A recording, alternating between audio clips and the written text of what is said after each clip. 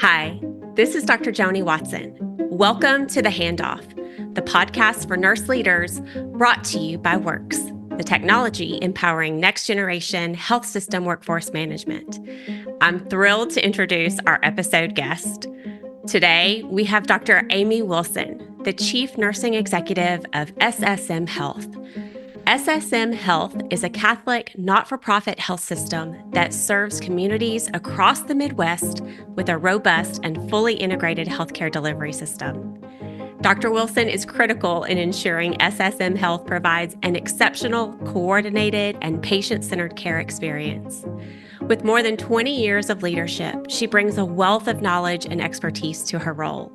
Prior to joining SSM Health, she served as System Senior Vice President for the Nursing Center of Excellence and Senior Vice President of Clinical Operations at Ascension. Her impressive career also includes leadership roles at the Children's Hospital of Alabama in Birmingham and Alabama Psychiatric Services. Dr. Wilson's academic credentials are equally impressive. She holds a Bachelor of Science degree in nursing from the University of Alabama at Huntsville, a Master of Science degree in nursing with an emphasis on quality improvement and outcomes management from the University of Alabama at Birmingham, and a doctorate in nursing practice from Vanderbilt University. Join us as we explore Dr. Amy Wilson's journey, her perspective on how SSM is building a dynamic workforce, embedding technology in care models, and nursing's role in the move to value. Welcome, Dr. Amy Wilson. Amy, welcome to the Handoff. Thank you, Joni. I'm excited to be here with you. Excellent. Well, Amy, you and I have worked together before. We have a textbook chapter on healthcare complex adaptive systems in the upcoming third edition of Weberg's and Davidson's Leadership for Evidence-Based Innovation in Nursing and Health Professions. That's publishing October the 4th. And I love viewing and questioning healthcare with you because we have a different workforce today than ever before.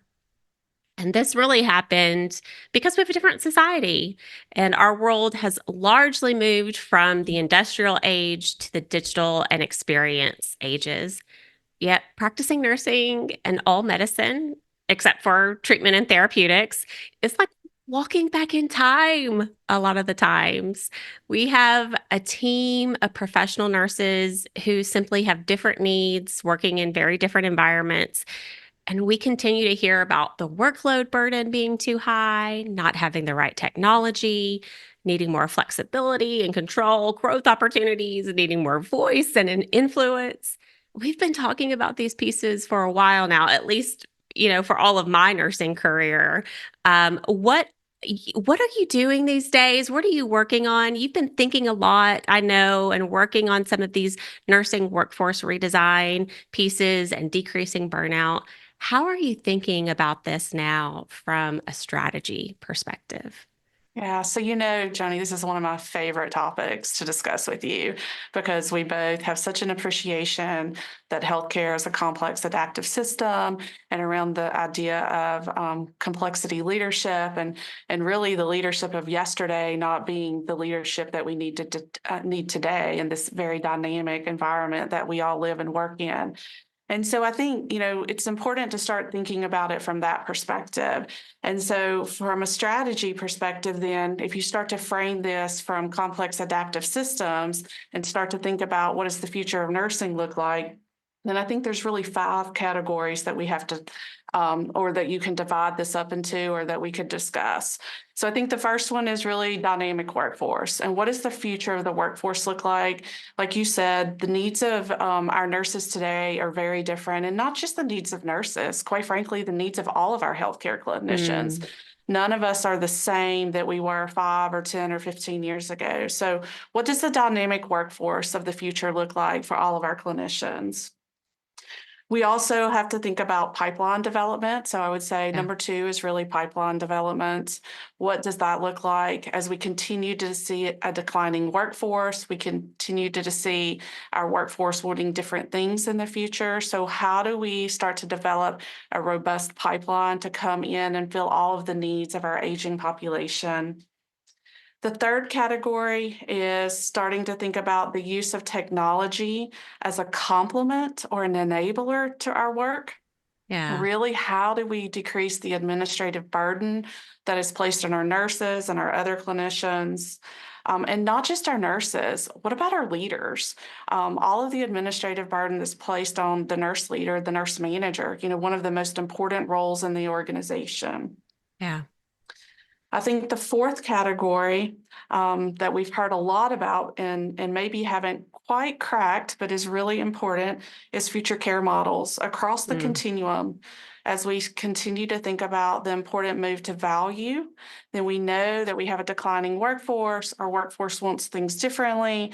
We need to move to value in healthcare. And so as a result, that's going to require a different care delivery model than we've seen in the past. And we've all been, kind of playing around the edges of this, and we've made a little progress here or there, but we haven't done anything yet transformative. And so there's still the opportunity for us to really think like transformation or transformative in the space. And then I think lastly, and you really said it earlier, it's this idea of value informed nursing care.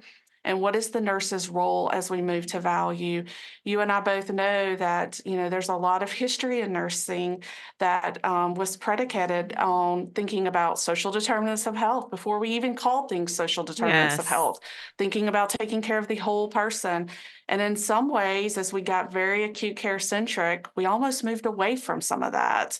And Yeah. so, as we start to recenter on recognizing that there are many things that go into whether a person is healthy and thriving in their environment, really thinking about what nursing's contribution is to that and how we perform and what our role is as we continue to move to value.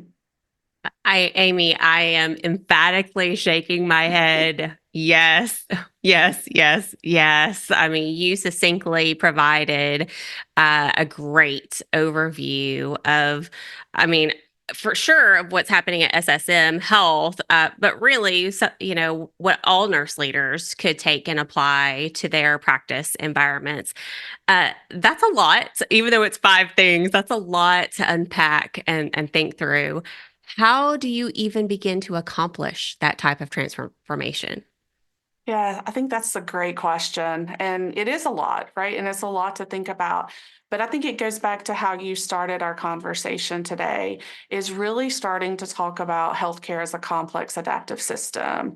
And and we've talked a lot about, we've known in healthcare for a long time that we are a complex adaptive system. It was referenced, and probably the first time it was really referenced pretty succinctly was in Crossing the Quality Chasm I back in know, 2001. But right? here we are, all these years later, it's just now starting to be embedded in our higher education, in our Yeah, graduate education, our doctoral education. And so there are a lot of folks who are just unfamiliar with what it means to live and work in a complex adaptive system. And then to even start to think about or recognize that maybe the leadership that we all grew up under might not be the right leadership in a complex adaptive system. So for me, one of the things that we've started doing is simply doing education on what it means to live and work in a complex adaptive system, how things evolve, what emergence means, learning to be comfortable with the tension, understanding that the tension is where transformation comes out of. Doesn't mean that yes, one's right and one's wrong. It just means that we all have to learn to be comfortable with the uncomfortable, and that because of the dynamic world we live in, this digital age that we all live and participate in every day today, there's this constant undercurrent of change. And that's okay. And that is so different than the way we've thought about change in the past, yeah, where we think about, oh, the change happens and now we're going back to status quo, and the change happens and I want a break. And we yes, don't get breaks in that anymore, right? It's this right. constant underpinning of change. And then sometimes there are bigger changes that happen. And so we've been talking a lot about that and just starting to help people change their mental model or their mindset around it's okay. And it's okay to be uncomfortable. And it's okay that you don't have all the answers as the leader. And maybe that's not even your role anymore. And so with that, Ooh, once we kind of start setting up that stage, then we can start talking about what is complexity leadership? And what does it mean to be a facilitator of these amazing, dynamic, talented teams that we're all privileged to work with every day? And how do we tap in and harness all of that intellect to start to solve some of these big, complex problems that we have? And I share with our team a lot. And I have this fundamental belief that we're better together than Yeah. we are as individuals. And I think we're blessed in healthcare. We have some of the most talented, dynamic teams of any other profession. Yes. And so we should learn to tap into that and harness that talent and that energy to solve these complex problems, because I believe the answers are there if we'll think about our leadership and what our role as leaders is differently than we've thought about it in the past. Amy, this is so great. I feel like I could nerd out on this and talk about this all day, Oh, I honestly. know. And the reason, when we talk about complex adaptive systems, sometimes, I don't know about you, but sometimes when I mention CAS or complex adaptive systems, I get like a little preliminary glaze over people's eyes because we haven't really made it practical. It's all been this kind of like weird, ethereal, theoretical type of work. But really, we can work practically with complex adaptive systems. And I love that you're teaching leaders at SSM Health about CASs, just to have that foundational knowledge so everyone can speak the same language and have the same mental model moving forward.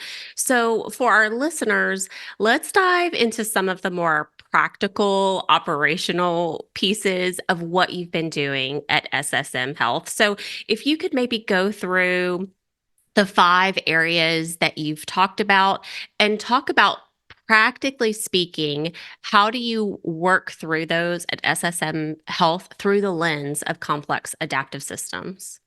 Yeah, that sounds great. So let's take dynamic workforce to begin with. So Okay. we've talked a lot about that our workforce looks differently today. So the first thing is we as leaders all just have to start to learn and accept and understand that's okay. I mean, how many times have we heard nurse leaders, nurse managers, operators, other clinicians say really negative things sometimes about the current workforce? I Yeah. think sometimes we also don't recognize the changes that have happened in each of us too, as society Oh, has evolved and changed. yeah, for You know, sure. when you live in a world where you can order anything you want on your smartphone and have it delivered to your house within a matter of a few minutes or few hours or couple of days, you view the world differently than you did prior to us having that wonderful technology. And it's not wrong, it's just different. And Right. so that's the first thing, is just really starting to accept that our workforce looks different. It doesn't mean it's right or wrong. It just means we've evolved as society and we have evolved as a workforce.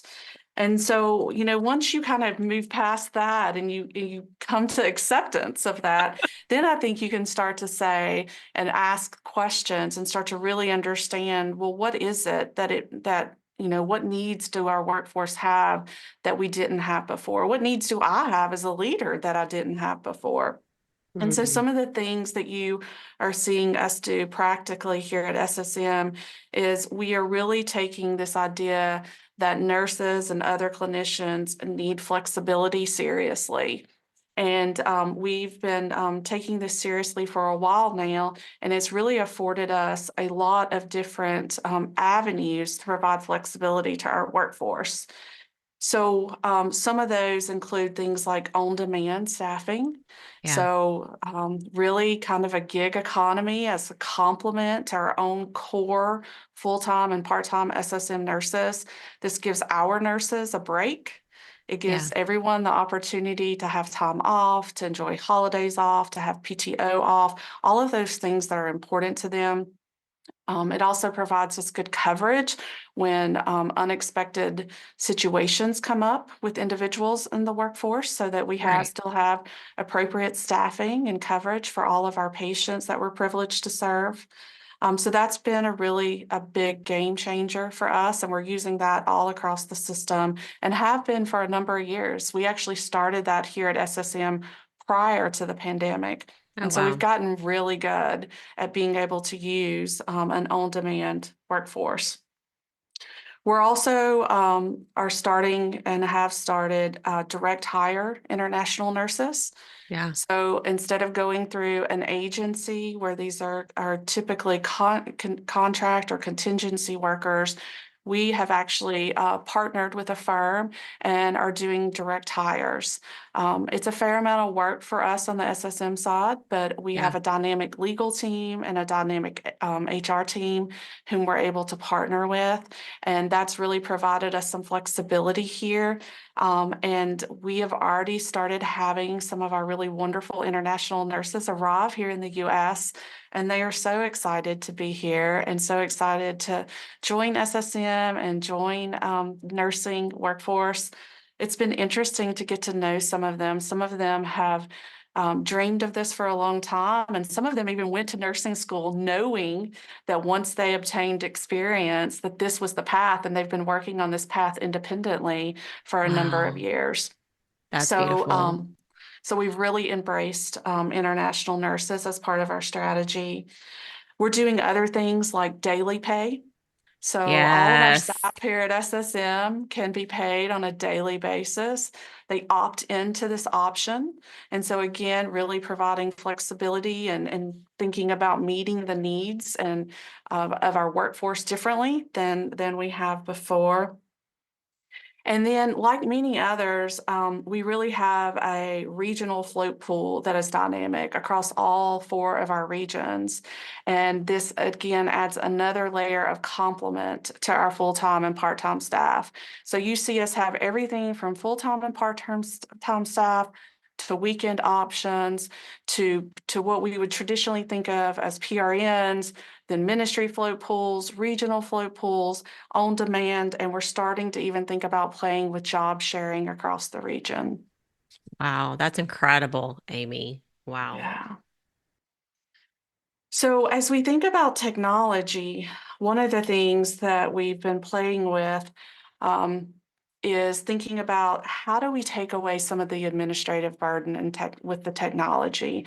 For so long, technology in healthcare has almost been a detractor. It's felt like one more thing to do, especially if we think about the EHRs or we think about other forms of technology in healthcare. Sometimes they've been hard and cumbersome to use. And so we've really been asking ourselves the hard question of how do we reimagine what technology looks like? How does technology start to reduce administrative burden for our nurses, our nurse managers? And can we utilize technology as an enabler instead of a detractor? And so one of the areas that we've been focused on is scheduling. Yeah. So think about our wonderful managers and all the things that we need them to do. One of the things we don't need them to do is scheduling, Yeah. but yet this is fearful, right? This requires a Yes. lot of trust. There's a lot of fear around scheduling because it's such an important task, even though it's a task. And so we're starting to think about this not only from the manager side, but also from the nurse side around flexibility. And how Mm. do we start to strike a balance between between manager autonomy and nurse autonomy? Yeah. So we've been designing a future scheduling platform. And like I said, two of the top priorities are nurse experience and schedule autonomy, and then striking that balance between nurse and manager autonomy.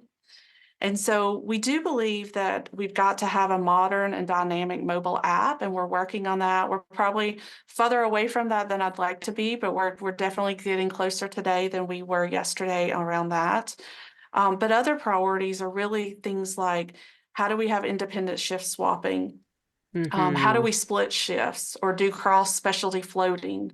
How do we job share? This is the platform that starts to enable us to be able to job share in a way we haven't been able to do just simply because of the complexity of staffing and scheduling and how Right. hard it is.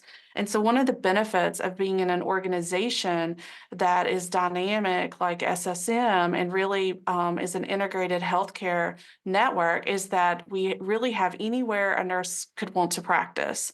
And so how do we start to allow them to job share in one or two or even three roles in a way that makes sense, that doesn't require more administrative burden on the part of our nurse leaders or other leaders Yes. in the organization, and a really robust scheduling platform that has some level of automation and maybe even AI in it starts to allow us or enable us to do this in the future. Yes, that is so beautiful, Amy.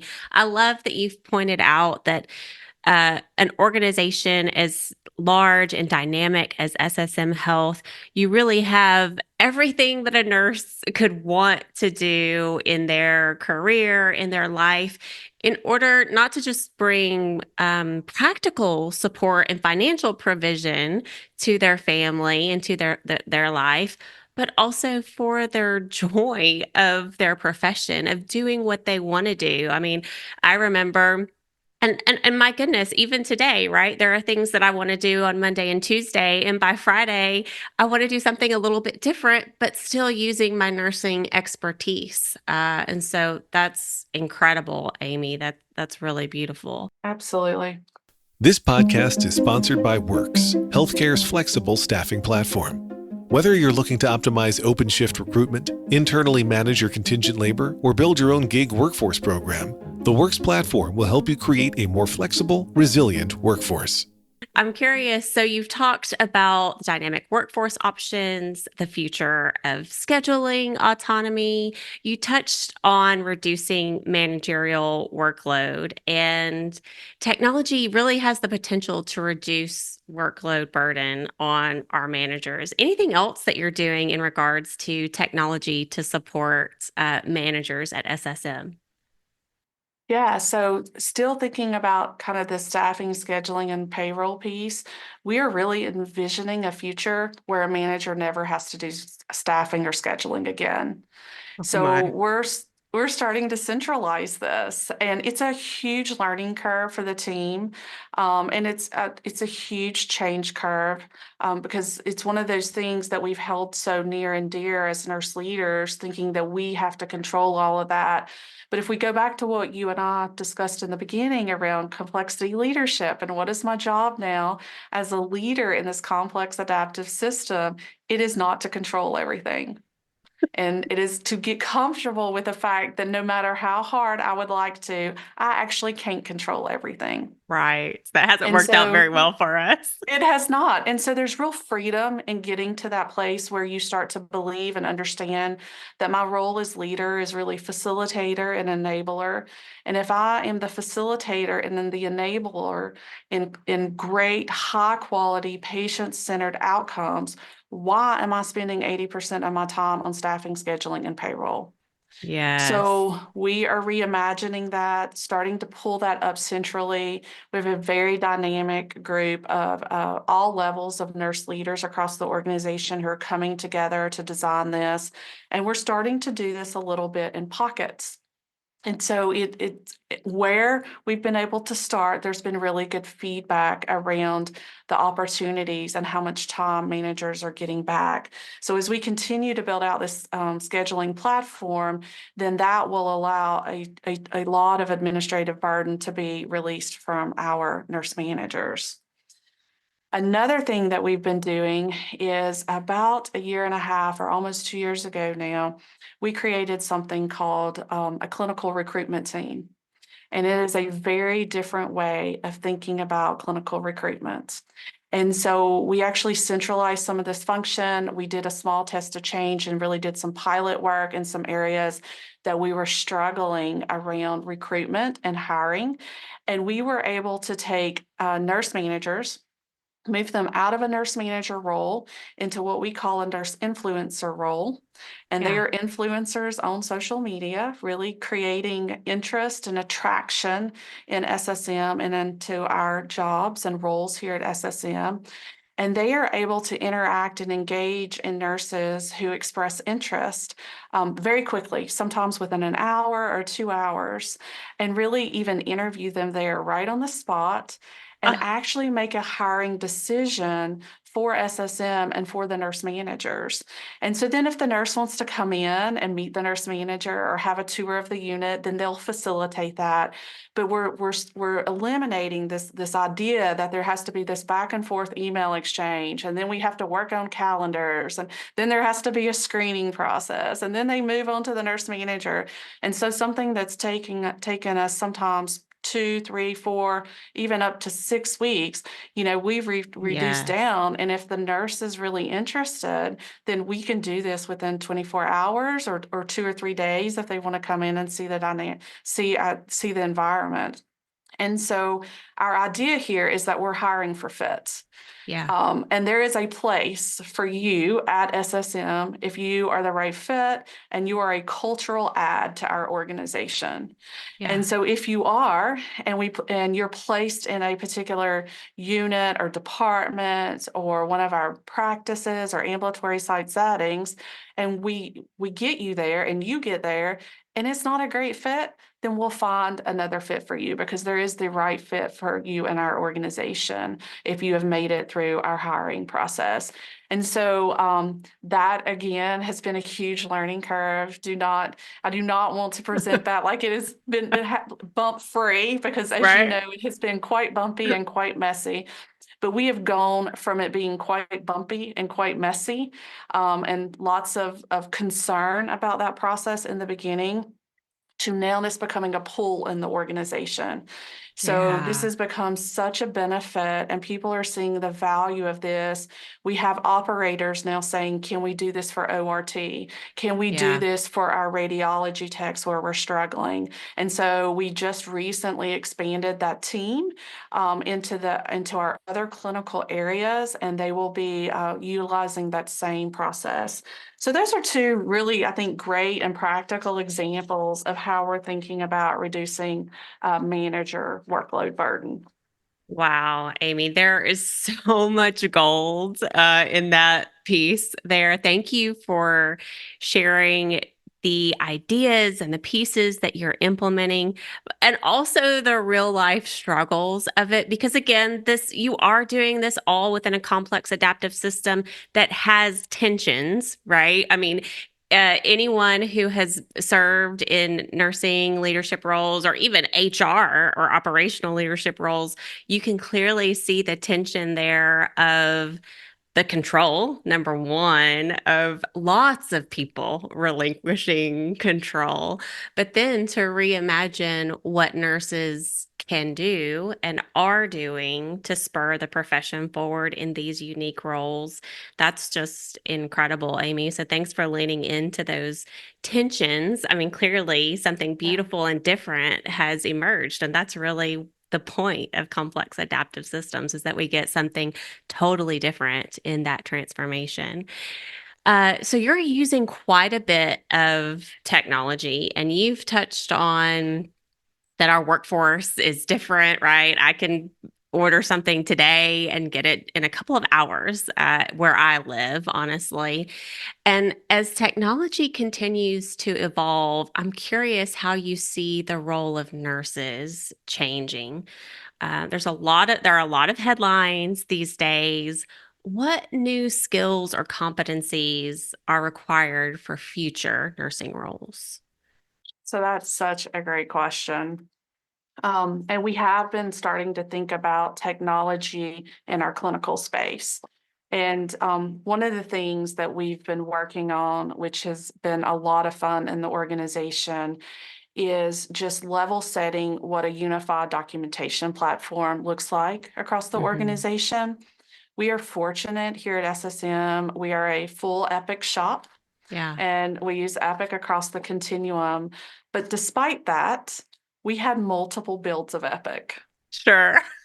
So you know this story well, and those of you listening know this Yeah. story well. We all think that we're special and we're different, and as a result, that sometimes manifests itself into multiple EHR builds, and that is what has happened here at SSM, both because of that and because of some acquisitions that we have had over Sure. time.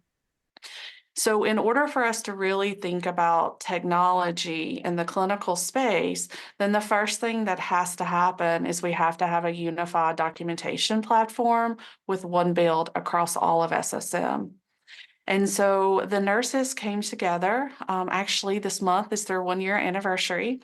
Wow. And we took nurses from our staff nurse practice council all across our system. We made sure we had appropriate representation from all of our care delivery sites, both inpatient, ambulatory, post-acute, and we put them in a room together. And no surprise to you, I didn't let any nurse managers show up or CNOs or nurse executives. We took the people who are doing the work, who are Yes. the best to decide what the work should be, and put them in a room together and started building community.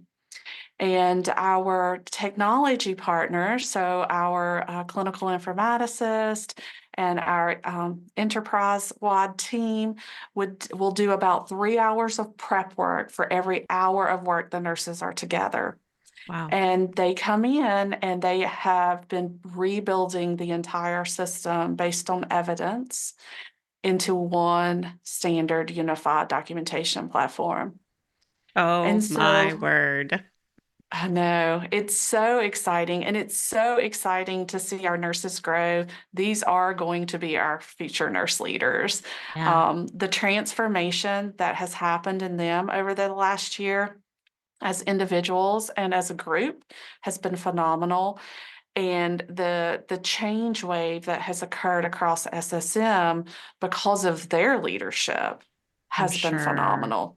Wow. Because now they are the biggest proponents for a standardized documentation platform, all through the lens of reducing documentation and administrative burden. And so this starts to then allow us to think about, how do we start to use automation? How do we start to think about technology different? And there's been a lot in the press lately about automation and AI. Yeah. And we've always used some technology in Right. healthcare. And I found myself even kind of laughing about this as I hear some of these stories. I can hear some of the same things that are being said now, or some of the same things that were said when we went to an EHR the first time. Yes. Yes. And so, again, all of that just comes out of the fact that we're all very uniquely human and fear. And there are things that we need to do to make sure that AI is appropriate and ethical, Right. and all of that. And we're probably, a fair ways away from really Yeah. thinking about that in healthcare. But there are other things that we can think about with automation. But we will always, first and foremost, be a human organization, a relationship organization in healthcare. What we do is about human beings and critical decision making and a connection and meaningful relationships. And without that, we won't actually have healthcare. So that none Yes. of that, in my opinion, can or will go away. And it won't go away here at SSM. It's just who we are as an organization. But if we can continue to think about technology, automation, and maybe even AI one day around reducing workload burden to give Yes. our amazing clinicians time back in meaningful relationships with their patients, then I think that will all be better for it. It will allow better diagnostics. It will allow more understanding of what's most important to that patient and that family. And any time that we get to spend building relationship and community and connection, meaningful connection with our patients and our families, I think ultimately provides us with better outcomes. And if automation and technology can do that for us, then we should lean into that, knowing that that's the goal, is to give us more time and meaningful connection. Yes. I love that, Amy. So you have also mentioned earlier the all of the different ways that SSM is working on your pipeline, and you're focused on producing more nurses rather than taking them from other places a lot of the time in a lot of your interventions. Can you discuss your strategies for developing a robust nursing pipeline? Yes, absolutely. So one of the things that I'm really proud of that we've done here at SSM is created a role of nurse extern. And I know many organizations have roles like this, but I think our role is uniquely different. We are hiring students while they are in school. We are placing them in the role of a nurse extern, and we are actually paying them to learn. So they're Love in a that. non-productive role.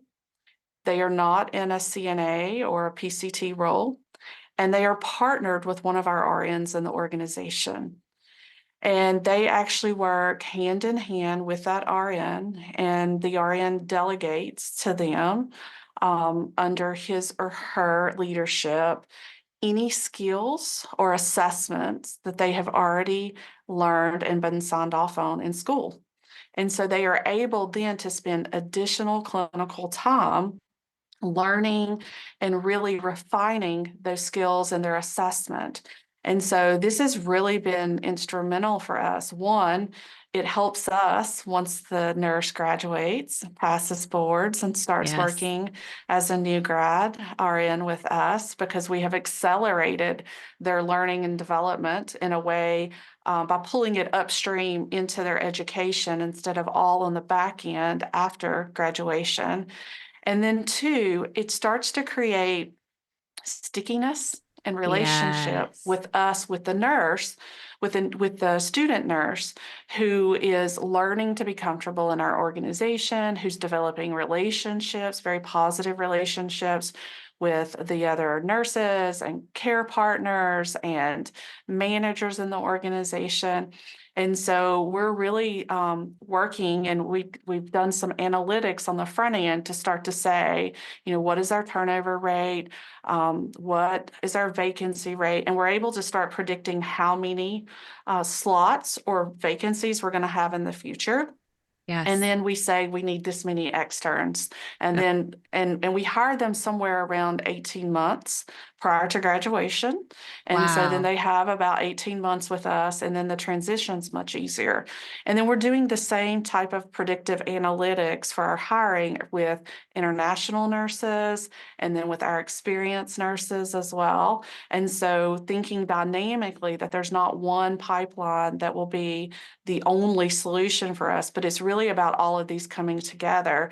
And then our analytics have been able to provide us, we're able to actually predict and budget for how many of each category we need to hire. And so it's really about pulling all of this upstream and thinking strategically about what our needs are going to be in the future, not only with turnover and vacancy, like I mentioned, but also with new service lines or new services or new care site settings that we're going to need. And so, again, you can see there's a lot of collaboration that has to take place all across the organization with finance and strategy and operations and HR in order to do this. But doing this really changes us from being a reactive organization to being a proactive organization and starting to plan for all of this ahead of time. And then lastly, I would say that we're being very thoughtful about who our strategic partners are with nursing schools and really thinking about what does a bi-directional relationship with a nursing school look like so that Yes. we're both meeting each other's needs and thinking about where do these nurse externs come from? Where are they going to school? Where are they most likely to stay at? That does not mean that we don't collaborate and have relationships with lots of folks in our community because we Sure. do. And I fundamentally believe we have an ethical obligation to Yeah. train the next generation. Yeah. But it does mean that maybe we spend more time, effort, and resources on those who are likely to stay and provide care in our community. And so thinking about what that looks like long term, and are there ways to increase seats with some of those organizations, Right. whether it's through scholarshiping or other opportunities. And so really, again, being strategic about those partnerships with the schools and thinking all upstream about this instead of waiting until people finish and graduate. And then everybody's worried about where are all the new grads going and where do they want to be hired. And so it's really, so we're thinking 2 or 3 years out about what we want to do 2 or 3 years from now. Oh, wow, Amy. There's so much to say about all of these pieces.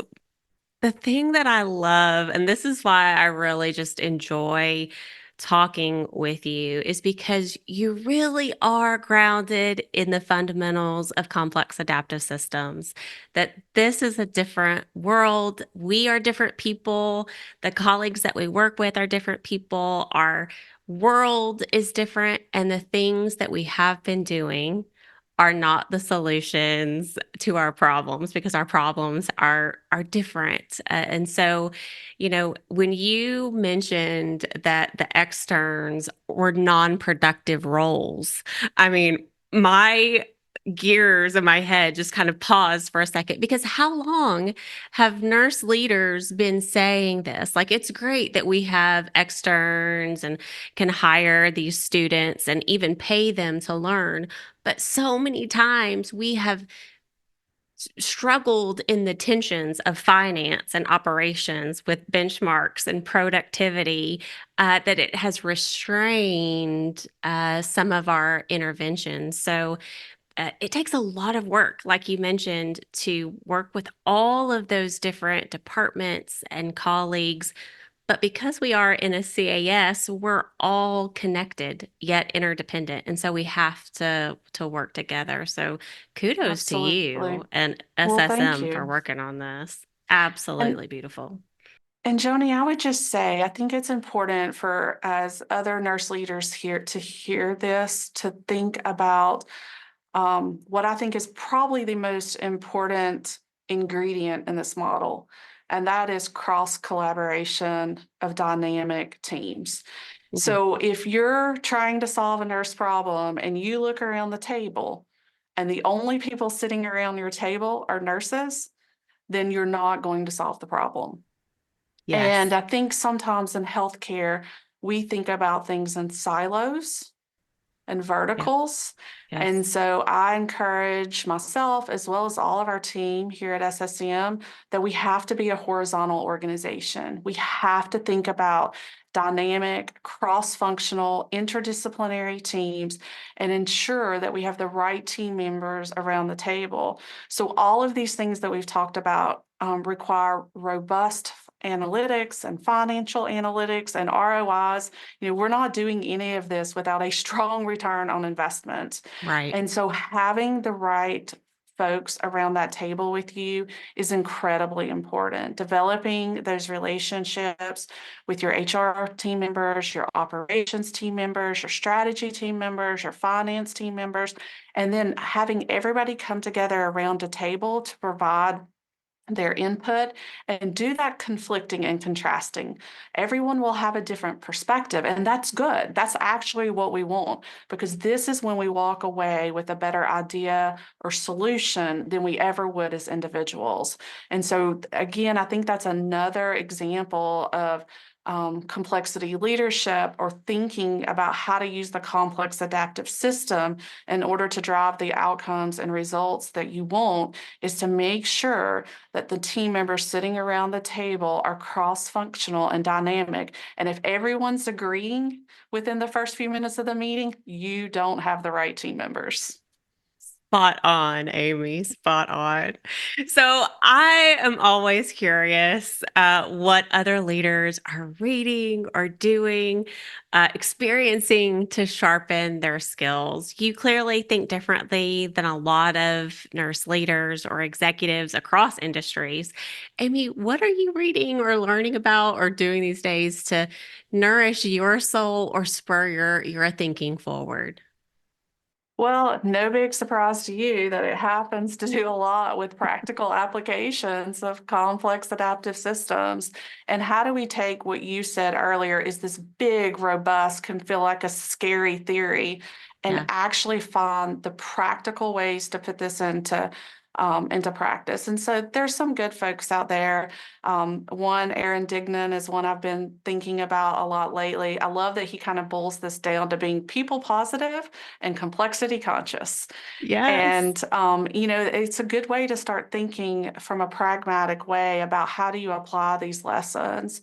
That's where I spend my time kind of thinking. And then, I love to do other things too. I think it's important that we all take care of ourselves, mind, body, and spirit. And Yeah. so it's not just spending time reading. Sometimes it's about disconnecting, being in nature, really spending time with family and friends. And, I love to do things outside and go on hikes and have time for meditation. And I think when you do those things and you spend time in introspection, reflection, retrospection, you start to realize that sometimes the things that we think are a big deal are often not as big of a deal as we think they are. And so I think that's an important leadership component and characteristic too, as we're thinking about the big problems of the future, is to not get so locked in and ingrained on them that we're not, that we fail to take time and care for ourselves and the others around us.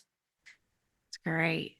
Amy, what would you like to hand off today to nurse leaders at all levels and in every setting? Yeah, that is such a great question. I think what I would say is that we should remember that healthcare is a dynamic, evolving profession. And as a result of that, nursing is a dynamic, evolving profession.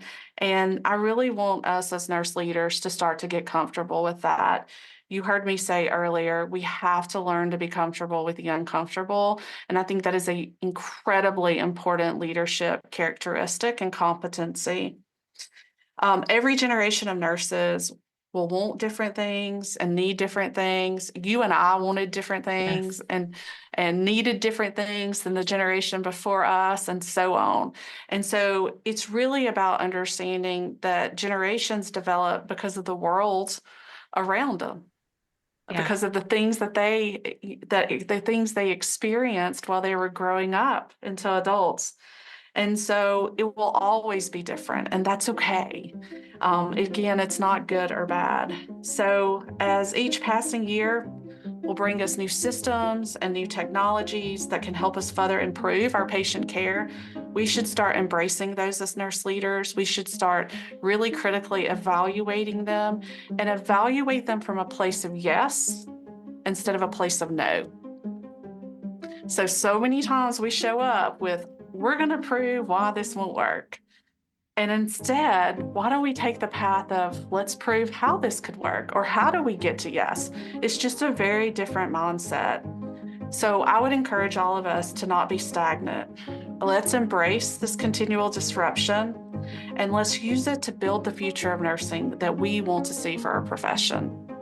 Ooh, so good, Amy. Embrace and evaluate from a place of yes. That is gold. That is gold. So, we've talked about a lot of things today, Amy, and I have no doubt that leaders are going to want to connect with you, continue conversations. Where can people follow, find, or connect with you these days? Yeah, probably the best way to connect with me is on LinkedIn. Excellent. Beautiful. Well, everyone, be sure to find Dr. Amy Wilson on LinkedIn. Amy, thank you for sharing your time, your energy, expertise, passion with us today to spur our beautiful profession forward. It's been a delight. Thank you so much. Well, it's been an honor to be with you as always, Joni. So thank you for such a great conversation. Leadership characteristic and competency.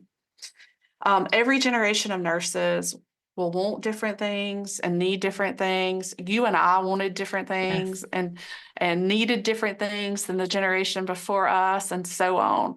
And so it's really about understanding that generations develop because of the world around them, because of the things that the things they experienced while they were growing up into adults.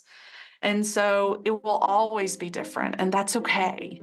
Again, it's not good or bad. So as each passing year will bring us new systems and new technologies that can help us further improve our patient care, we should start embracing those as nurse leaders. We should start really critically evaluating them and evaluate them from a place of yes instead of a place of no. So many times we show up with, we're going to prove why this won't work. And instead, why don't we take the path of, let's prove how this could work, or how do we get to yes? It's just a very different mindset. So I would encourage all of us to not be stagnant. Let's embrace this continual disruption, and let's use it to build the future of nursing that we want to see for our profession. Ooh, so good, Amy. Embrace and evaluate from a place of yes. That is gold. That is gold. So we've talked about a lot of things today, Amy, and I have no doubt that leaders are going to want to connect with you, continue conversations. Where can people follow, find, or connect with you these days?